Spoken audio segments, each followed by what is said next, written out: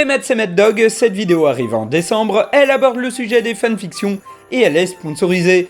Du coup j'ai fait un petit mélange en vous offrant une petite fanfiction de Noël, un crossover entre un personnage de la littérature classique et mon sponsor. Emma Bovary fut triste. Elle rêva d'une autre vie, faite d'aventures, de pétales de rose et de gratouillis dans le cou. Son destin changit le jour où elle croisa un homme, beau, musclé et romantique, qui porta le doux nom de NordVPN. « Qui es-tu » disa la jeune femme. « Je suis un système permettant de créer un lien direct entre les ordinateurs distants qui isolent leur échange du reste du trafic. »« Oh, comme tu es puissant !» s'exclamit Madame Bovary. « C'est grâce à mes 5100 serveurs répartis dans 60 pays qui me permettent de rester le plus rapide du marché. »« Mais je suis mariée, notre amour est impossible !» pleurit Madame Bovary de toutes les larmes de son corps. « Pas de souci, en quelques clics, notre connexion est sécurisée et privée aux yeux de tous, y compris si l'on se connecte via un Wi-Fi public. » « Oh là là, je ne suis pas sûre de mes sentiments à ton égard, tout va si vite. »« Pas de souci ma belle, je bénéficie d'un mois satisfait ou remboursé, tu vas pouvoir m'utiliser comme tu le souhaites. »« Viens poupée, disa NordVPN, je vais te montrer le film que tu as toujours rêvé de voir. »« Ça n'est pas possible !» s'exclamit à nouveau Madame Bovary, car il est sorti au cinéma il y a moins de 6 mois et la chronologie des médias m'empêche de le regarder. »« Grâce à mes pouvoirs, te voilà dans un autre pays où tu pourras le voir sans aucune restriction. »« Oh, c'est le pays que je rêva toujours d'y être. Comment tout ceci peut-il être réel ?»« Oh, c'est simple. En un clic, tu peux bénéficier d'un abonnement de 2 ans plus 1 mois gratuit grâce au code MadDogVideo. »« Oh, Mad Dog, comme ce youtubeur à l'esprit puissant et au corps de bête !»« Celui-là même. Viens, Est, embrassons-nous. »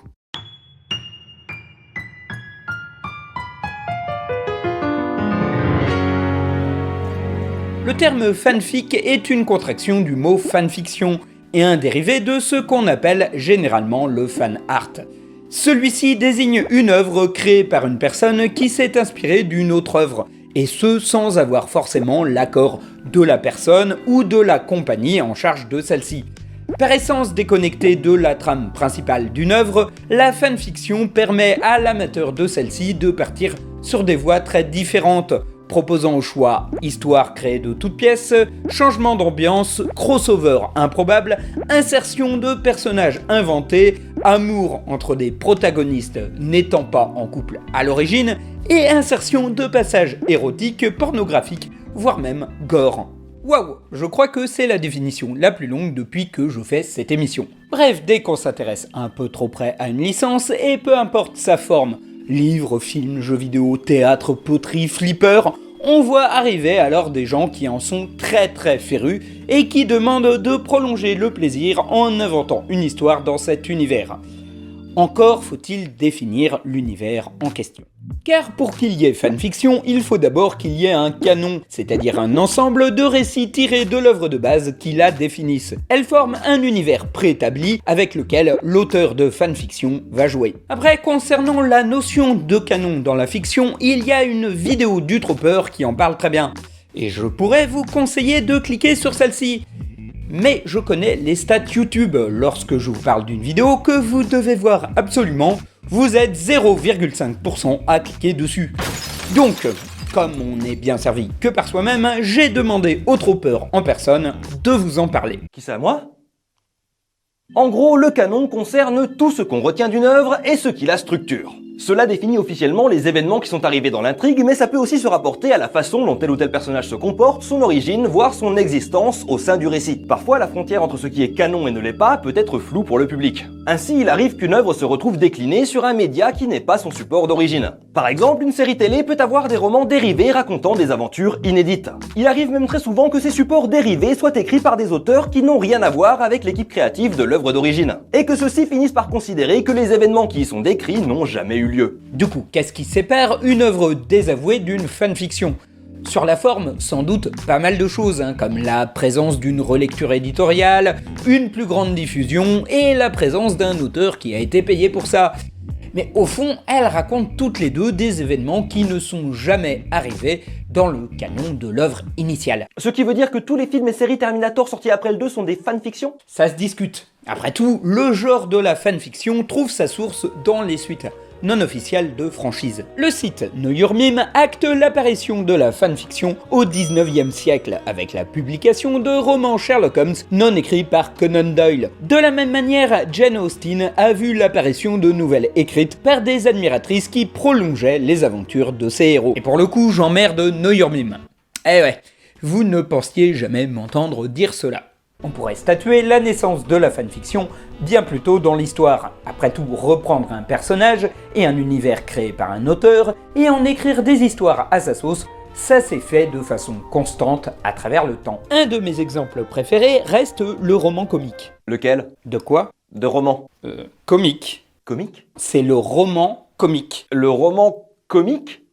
Non, c'est le roman comique. Ah, c'est un roman qui s'appelle Le roman comique. Oh, oui. Et ça parle de quoi? De théâtre. Écrit au XVIIe siècle par Paul Scarron, le roman comique est un livre qui raconte les aventures d'une troupe de théâtre en représentation dans la région du Mans. Le roman comporte 3 parties, une première écrite en 1651, une seconde écrite en 1657 et une troisième jamais écrite car l'auteur est mort avant. À 50 ans, ce qui à l'époque était très vieux. Le roman ayant joui d'un certain succès, nombreux à l'époque furent les romanciers ayant cherché à vouloir le compléter. Ce qui est intéressant, c'est qu'aucun projet de suite ne se ressemblait. Pour certains, il fallait absolument se concentrer sur le personnage comique de Ragotin. Pour d'autres, les acteurs de la troupe se seraient révélés être tous les fils de nobles volés à la naissance par des bohémiens. C'était la mode à l'époque. Et pour d'autres, un couple d'Espagnols apparu dans la deuxième partie était voué à devenir les véritables personnages principaux de la troisième partie. Bref, à la façon des fans d'une œuvre qui écrivent chacun leur petite fanfiction, chaque auteur s'est attaché aux détails qu'il trouvait bien dans l'œuvre, écrivant sa fin au roman de Scarron. Et on trouve la plupart de ces problèmes pour toutes les œuvres inachevées, ce qui fait qu'à mes yeux, toutes les légendes autour du Graal ne sont que des fictions de fans ayant déliré autour d'un plat à poisson égaré dans le décor d'une scène de Chrétien de Troyes. Mais bon, je m'égare. Si la pratique remonte très loin dans le passé, écrire la suite de votre roman préféré n'était toutefois pas à la portée du premier venu. En plus de savoir lire et écrire, il fallait vous faire éditer, ce qui n'était pas une mince affaire. Encore moins avant que maintenant. Et puis à la fin du XXe siècle est arrivée une révolution. Star Trek.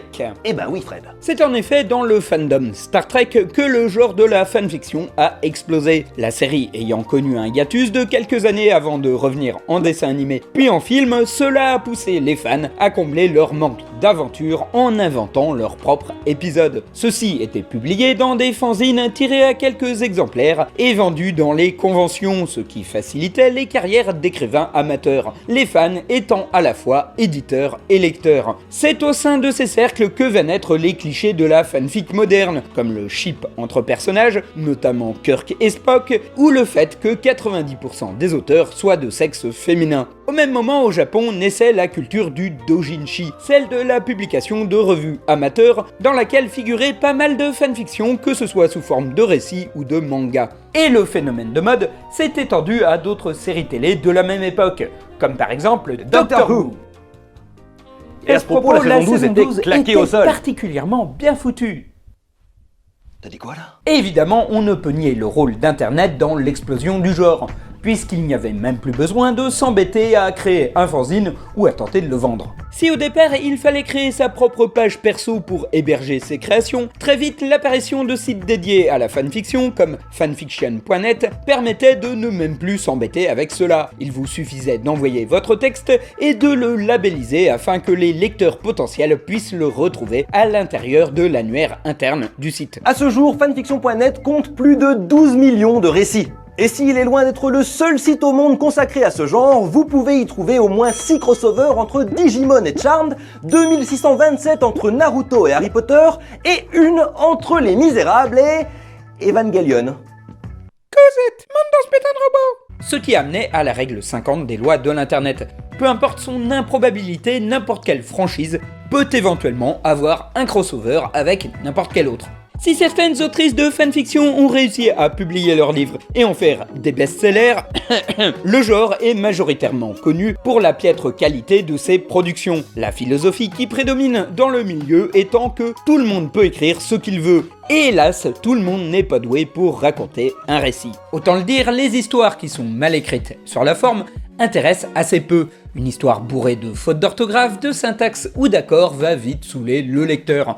Par contre, les internautes aiment bien ceux qui sont ratés sur la forme, c'est-à-dire les récits dont la structure n'est ni fait ni à faire. Je le dis parfois sur ma chaîne, mais l'écriture doit respecter un certain nombre de règles pour fonctionner, pour être cohérente, agréable à suivre, intrigante, etc. Et tout ça varie évidemment selon les contextes et les époques. Or, certaines fanfictions offrent un bon exemple par l'absurde de ce qu'il ne faut pas faire, dans n'importe quel contexte. Alors, comme je suis d'humeur taquine, je pourrais vous souligner une ou deux des erreurs les plus communes, et puis mettre un petit générique du style « Les mauvais clichés », mais je crois que ça plagierait un autre youtubeur. Je vois vraiment pas de qui tu veux parler. On va plutôt le faire en vous donnant des exemples de fanfictions devenus célèbres pour leur côté mal foutu, et qui ont généré par la même occasion des tas de mèmes internet. Oui, parce que c'est un petit peu mon domaine, les mèmes internet. Cas numéro 1, My Immortal. L'univers d'Harry Potter est connu comme étant celui qui a généré le plus de fanfictions depuis la naissance de la fanfiction. Et parmi elles se trouvait l'histoire écrite par un internaute nommé XXX Bloody Wrist 666 XXX. Mais je crois que le X final est silencieux. L'histoire raconte les aventures de Dementia Ravenway, une nouvelle recrue de Poudlard de 17 ans, étant à la fois une sorcière et une vampire. Écrite en 2006, la fanfiction comporte des tonnes d'erreurs de grammaire, des passages sexuels entre l'héroïne et Draco Malfoy, l'apparition d'un Harry Potter vampire, une héroïne qui fait des cookies avec du sang et des allusions aux groupes My Chemical Romance et Evanescence. Ne rigolez pas trop vite, ces groupes risquent de redevenir à la mode d'ici 5 ou 10 ans. Il y a eu de l'engouement autour de cette fanfiction à cause du côté absurdement mauvais, amenant des fanarts mais aussi une version comic book racontant une version abrégée de l'histoire, ainsi qu'une web série. My Immortal permet de pointer le problème le plus célèbre des fanfictions. L'insertion d'un personnage de type Marissou ou Martistou qui apparaît d'un seul coup dans l'univers de la série et déstabilise le récit à cause de ses pouvoirs complètement pétés. Le terme est né dans les fameux magazines de Star Trek dont je parlais plus tôt. En 1974, Paula Smith en a marre de lire des fanfics faisant la part belle à de nouveaux personnages, aux traits souvent identiques à ceux des auteurs, et prenant tellement de place qu'ils en rendaient le casting original secondaire. Elle publie la nouvelle A Tricky Tales, une parodie d'une vingtaine de lignes mettant en scène le lieutenant Mary Sue qui a 15 ans et demi et la plus jeune diplômée étant sortie de Starfleet. Au bout de 3 lignes, elle recadre le capitaine Kirk. Au bout de 7, elle se montre plus logique que Spock. Au bout de 10 lignes, elle sauve tout le monde, à la suite de quoi elle finit par piloter le vaisseau Enterprise, et ce tellement bien qu'elle en gagne le prix Nobel de la paix, l'ordre Vulcain de la galanterie et l'ordre Tralfamadorien de la bonne conduite. Hélas, elle meurt brutalement, laissant le cœur des héros tellement serré que le jour de sa naissance en devient un jour férié. Et depuis, le nom de Marissou est resté dans la culture générale. Il est devenu tellement galvanisé qu'Internet hurle un peu trop souvent à la Marissou dès qu'un personnage de fiction possède des pouvoirs un peu surpuissants. En vrai, en soi, ce n'est pas un problème si votre récit est fait pour, si ça raconte quelque chose. Sinon, ça rendrait impossible des personnages comme Superman, Saitama... Ou Kirby. Kirby. Vas-y, trouve-lui un seul défaut. Huh. Ce qui est intéressant avec la Marissou, c'est qu'elle témoigne d'un amour tellement intense pour une œuvre que l'auteur de la fanfiction cherche à y mettre une version idéalisée de lui-même, afin de vivre une aventure avec ses héros préférés, ce qui en soi n'est pas blâmable. Le problème, c'est que bien souvent, cela n'a pas d'intérêt pour le lecteur. C'est un peu comme regarder une vidéo de 3 heures d'un parfait inconnu en train de s'éclater tout seul à Disneyland. On est content pour lui, mais on s'en fout un peu. Cas numéro 2, Half-Life Full Life Consequences. Bon, on va passer assez vite sur celle-là. En mai 2006 est publié sur fanfiction.net un court récit nommé Half-Life Full Life Consequences, racontant les aventures du frère de Gordon Freeman, John Freeman, qui a reçu un email de son frangin lui expliquant que le centre de Black Mesa est envahi d'aliens et de monstres et que ce serait bien qu'il ramène sa poire pour les buter avec lui. Ah, les joies insoupçonnées des journées portes ouvertes. Le court récit serait passé inaperçu si des petits malins ne s'étaient amusés à l'adapter en dessin animé flash dégueulasse ou via des créations faites sur Garry's Mod, dont la popularité commençait à aller de façon croissante. Et il n'y a pas vraiment de leçon à en retenir, mis à part que Garry's Mod peut grave amplifier un délire qui autrement serait passé inaperçu. Cas numéro 3, Agony in Pink. Tirée de la série Mighty Morphin Power Rangers, la fanfiction a été écrite en 1994 et postée sur le groupe Usenet alt.sex.stories. Elle raconte le... Et oui, les fanfictions peuvent être salement dégueulasses. Pas au sens où elles foutent leurs bottes pleines de boue sur la table, mais lorsqu'elles décrivent des actes sexuels ou gore. Aussi, même si je vais éviter de rentrer dans les détails et ne rien montrer, on va mentionner des actes violents qui peuvent rappeler des traumatismes. Oh, mais je vois la monétisation qui est en train de s'envoler par la fenêtre. Agony in Pink raconte comment Kimberly Hart, le Power Rangers Rose, va se faire violer et torturer jusqu'à la mort par Lord Z, accompagné d'une créature démoniaque nommée Tortura. C'est con, parce que Tortura, ça aurait fait un chouette nom de Pokémon. Notoirement connu pour son côté porn-gore, Agony in Pink va même provoquer le bannissement pur et simple de l'Usenet alt.sex.stories en Australie dès l'année 2000. La fanfiction restera tellement célèbre qu'elle engendrera des mèmes dans lesquels les protagonistes de la série racontent l'événement comme s'il s'était vraiment déroulé. Et pour le coup, on est dans le cliché de la fanfiction dans ce cas-là de plus racoleur, où l'écrivain cherche juste à choquer et à mettre en scène ses fantasmes perturbants.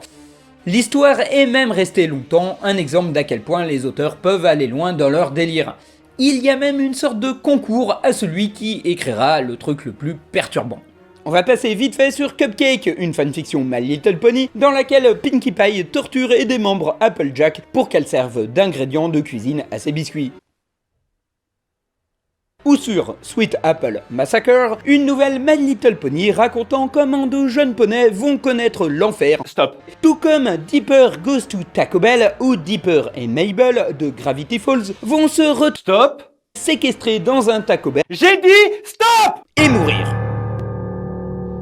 Alors, même si les sites de fanfiction font parfois le ménage sur ce genre de contenu, l'envie de pervertir des œuvres pour enfants est telle que ces sites sont remplis de tags permettant d'alerter le lecteur sur ce qu'il va potentiellement lire. Il existe même un genre entier racontant la mort d'un personnage, le deathfic. Et si dans le monde de la fiction, la mort d'un personnage peut permettre de délivrer un message sur la fin de la vie, le destin ou provoquer un changement chez un autre personnage, dans bien des fanfictions, les personnages meurent parce que l'auteur a juste envie de les voir mourir. Cas numéro 4, un cas Zone. Laissez-moi vous parler de Zone Sama. Zone Sama est une animatrice de vidéos flash connue dès 2001, dont la principale occupation est de faire des vidéos mettant en scène des personnages célèbres de la pop culture en train de faire des trucs sexuels dans la pure tradition de la règle 34. En janvier 2021, elle fait le remake d'une animation de Minus 8 dans laquelle le villageois d'Animal Crossing et la chatte Anka, Neferti en français, sont en train de... faire la bête à dodo, De se crémer le gâteau, de filer du jus, de livrer un match, de prendre sa crampe, de se tartiner le hérisson. de baiser... Non c'est bon, t'as gagné, j'ai plus de métaphore. Mais c'est pas vraiment une fanfiction, c'est un fanart plutôt. Bah, c'est une histoire avec un début, un milieu, une fin. Au début, il y a une maison qui s'agite, puis on voit Anka avec le villageois qui font des trucs ensemble, et puis à la fin, bah... voilà. Ok, c'est juste que ça fait des mois que tout le monde veut que j'en parle, j'ai une opportunité de le faire, je fonce. Postée le 28 janvier 2021 sur Twitter, la vidéo va bientôt se faire supprimer avant de réapparaître très vite sur des sites pour adultes. A noter que pour cette recherche, j'ai dû aller sur des sites peu recommandables, et je suis bien content que mon sponsor soit un VPN.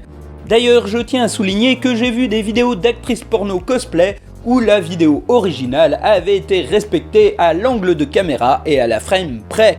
Je suis impressionné, hein, mesdames, vous mériteriez de gagner un concours de cosplay si les costumes avaient été faits main. Voilà, si les costumes avaient été faits main. Et pas autre chose. C'est loin d'être la première vidéo mettant en scène un personnage mignon dans un acte pornographique. Alors pourquoi cette vidéo a tant cartonné? On ne sait pas. La musique. Définitivement la musique. En effet, à l'origine, l'animation de Minus 8 comportait une musique vaguement arabisante. La musique utilisée pour la vidéo de Zone, quant à elle, était tirée de Camel by Camel, ou Chameau pour Chameau en français, un single de Sandy Morton datant de 1985. Et rien qu'à son sourire sur la pochette, je soupçonne fortement le monsieur de savoir à quoi allait servir la musique de son futur tube. Parallèlement au succès de l'animation cochonne, Kamel by Kamel commence par devenir célèbre pour son côté catchy et arabisant, comme ce détournement de février 2021 avec le Vibing Cat. Miaou. En septembre, la chanson se met à cartonner sur TikTok, en partie à cause des TikTokers moqueurs s'amusant à la poster avec un sous-entendu « Si vous connaissez cette musique, vous savez très bien d'où elle vient ». Arrivent des vidéos bait and switch où l'on s'attend à voir la vidéo cochonne de Neferti, mais autre chose apparaît et oh salut, mais c'est Ricardo! En commentaire de tout ce buzz, un autre mème apparaît dans lequel un personnage, genre Mario, voit une version recadrée de la vidéo et trouve rigolo le chat qui danse, tandis qu'un autre, genre Luigi, lui explique que ce chat n'est pas en train de danser. Il faut dire que Zontan a créé elle-même une vidéo dans laquelle Neferti danse pour de vrai, ce qui s'est ajouté à la confusion. Et je parie que beaucoup d'entre vous vont tenter de placer discrètement la musique dans la playlist du 1er janvier. Histoire de voir la réaction des convives. Car le plaisir de la mauvaise fanfiction, c'est aussi d'en faire partager les autres. En faisant des recherches pour cette vidéo, j'ai tapé le terme Worst Fanfiction dans Google et je ne fus pas surpris qu'on me réoriente sur des lectures YouTube ou Twitch de fanfic jugés atroces. C'est un exercice auquel je m'étais adonné il y a une dizaine d'années avec des camarades et qui fonctionne. On anardise même encore plus le produit en ajoutant des voix ridicules ou en utilisant des métaphores pétées en guise de censure afin de faire rire l'auditoire. Une mauvaise fanfiction, c'est un peu comme un nanar des familles. À chaque fois qu'on se dit qu'on a touché le fond et qu'on ne verra pas pire, l'arrivée d'un truc de fou nous fait réaliser qu'on était loin du compte. Une chose commune aux mauvaises fanfictions, c'est qu'elles n'ont souvent pas de fin. Parce que soit l'auteur est trop mauvais pour continuer, soit il s'est rendu compte à mi-chemin, très souvent à la puberté, que ce qu'il faisait n'était pas ouf. Il n'empêche que c'est frustrant, hein. C'est un petit peu comme si je finissais ma vidéo en vous racontant l'histoire de cette pelette qui passait par la forêt, et puis d'un seul coup...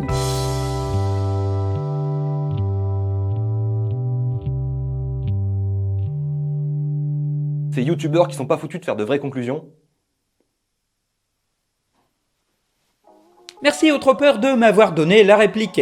C'était d'autant plus un plaisir de bosser avec lui que je suis un gros fan de sa chaîne, de son TikTok et de sa manière d'avoir sacrifié ses cheveux pour certaines de ses vidéos. Et si vous n'êtes pas déjà abonné, je me demande vraiment ce que vous foutez. Vous me le demandiez depuis début septembre, j'ai enfin parlé de Ankazone.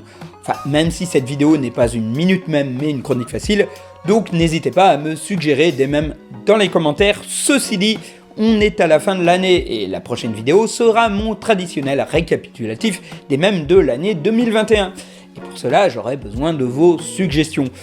Donc n'hésitez pas à me dire quels mèmes vous ont marqué cette année, que ce soit un que j'ai abordé ou pas. Comme diraient les autres, vous avez le pouvoir. D'ailleurs, en parlant de ça, je serai ce week-end à l'Anime Focal d'Orléans, en même temps que le groupe Starry Sky. Et j'y tiendrai un stand avec la dessinatrice Tanita Ferrer où vous pourrez acheter mes livres. De plus, le lundi à 14h, je tiendrai une conférence sur les mèmes et l'univers des mangas. Oui, car c'est assez rare pour être noté, c'est une convention qui se tient du dimanche 19 au lundi 20 décembre. Sans doute parce qu'il y a les fêtes de fin d'année et que vous êtes plus libre à ce moment-là. D'ailleurs, en parlant de fêtes de fin d'année, je dois vous le rappeler, mais dans cette période, vous bénéficiez d'une réduction sur NordVPN avec le code MaddogVideo. Sur ce, je vous souhaite à tous de vous éclater lors des fêtes. On se retrouve en 2022.